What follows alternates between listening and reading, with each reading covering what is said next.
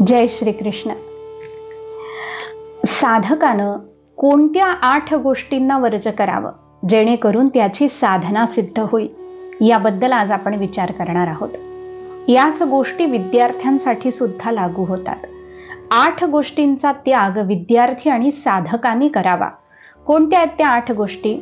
काम क्रोधम तथा लोभम स्वादु शृंगार कौतुके अतिनिद्रा अतिसेवीच विद्यार्थी अष्टवर्जयेत. 8 गोष्टींचा त्याग साधकानं करावा. पहिली गोष्ट आहे काम. ज्याच्या अंतःकरणात राम येतो त्याच्या अंतःकरणात कामाला स्थान नाही असलं पाहिजे. म्हणून साधकानं पहिली गोष्ट लक्षात घेतली पाहिजे, काम उत्पन्न करणाऱ्या वस्तू, व्यक्ती आणि दृश्य यापासून आपण फार फार दूर राहायचं आहे. म्हणून पहिली गोष्ट साधकांनी त्यागायची आहे तो म्हणजे काम. काम हा रामापासून दूर नेणार आहे आणि जे जे रामापासून दूर नेणार आहे त्याचा त्याग आपण केला पाहिजे. म्हणून पहिली गोष्ट त्यागायची आहे काम. दुसरं आहे क्रोध. क्रोध माणसाला तेव्हा येतो जेव्हा आपल्या मनाविरुद्ध घडतं, पण तो क्रोध बुद्धिनाशापर्यंत मनुष्याला घेऊन जातो. क्रोध उत्पन्न होण्याचे अनेक प्रसंग आपल्यामध्ये येतात. साहजिक आहे, आपण मनुष्य आहोत म्हणून क्रोध आपल्याला येतो सुद्धा. पण त्या क्रोधाला कसं कमी करायचं याचा विचार आपण केला पाहिजे. हळूहळू साधनेनं, प्रयत्नानं त्या क्रोधाला आपल्याला कमी करता आलं पाहिजे, म्हणजे आपल्याला तो क्रोध त्रास देणार नाही. तिसरी गोष्ट सांगितली आहे लोभ. परमार्थ मार्गातला तिसरा अडथळा आहे तो म्हणजे लोभ. म्हणून तर लोभानं भक्तिनाश होतो असं वल्लभाचार्यांचं स्पष्ट मत आहे. मग तो लोभ पैशाचा असू शकेल, तो लोभ वस्तूंचा असू शकेल, तो लोभ व्यक्तीचा असू शकेल. साधकानं संपत्ती, वस्तू, व्यक्ती याचा लोभ टाळावा.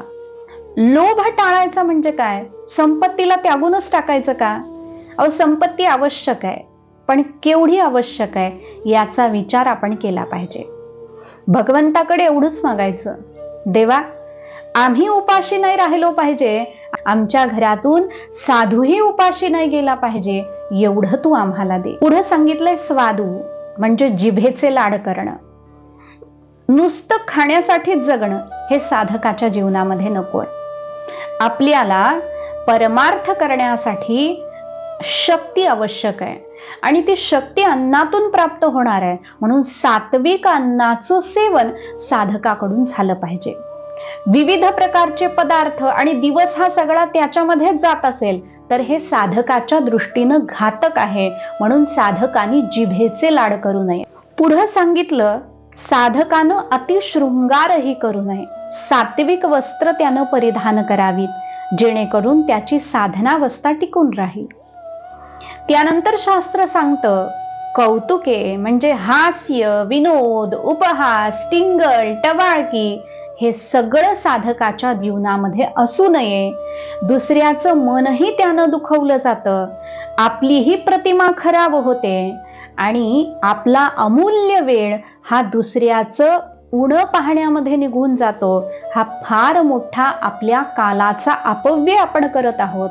आणि त्याचबरोबर टिंगल, टवाळकी आणि उपहास करताना आपलं चित्त हे चंचल होतंय हे आपण लक्षात घेतलं पाहिजे. म्हणून टिंगल, टवाळकी आणि उपहास, विनोद या गोष्टी साधकाच्या जीवनामध्ये नसाव्यात. पुढे सांगितलं अतिनिद्रा. आपल्याला आपली शक्ती टिकून राहावी म्हणून निद्रा आवश्यक आहे. ती आपल्याला फ्रेश करते, ती आपल्याला चैतन्य देते. पण याचा अर्थ अधिकच झोपत राहणं असा नाहीये.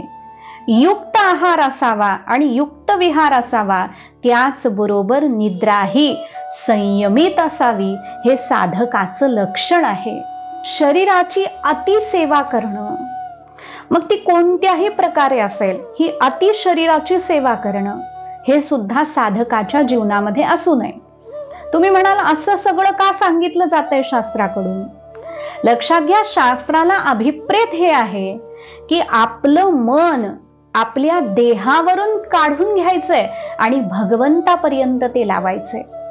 जर आपण या सगळ्या गोष्टींना महत्व द्यायला लागलो, अति शरीर सेवा, अति शृंगार, टिंगलटवाळकी, अति निद्रा, अति खाणं, हे सगळं जर आपण करायला लागलो, तर जी चित्तवृत्ती आपली भगवंतामध्ये जायला पाहिजे ती भगवंतामध्ये न जाता देहाकार होईल. आणि देहाकार जर वृत्ती झाली तर आपल्याला परमात्म प्राप्ती करता येणार नाही. याकरता साधकानं या 8 गोष्टींना संयमित करावं, योग्य त्याचं सेवन करावं, जेणेकरून परमात्म प्राप्ती आपल्याला सुलभ होईल.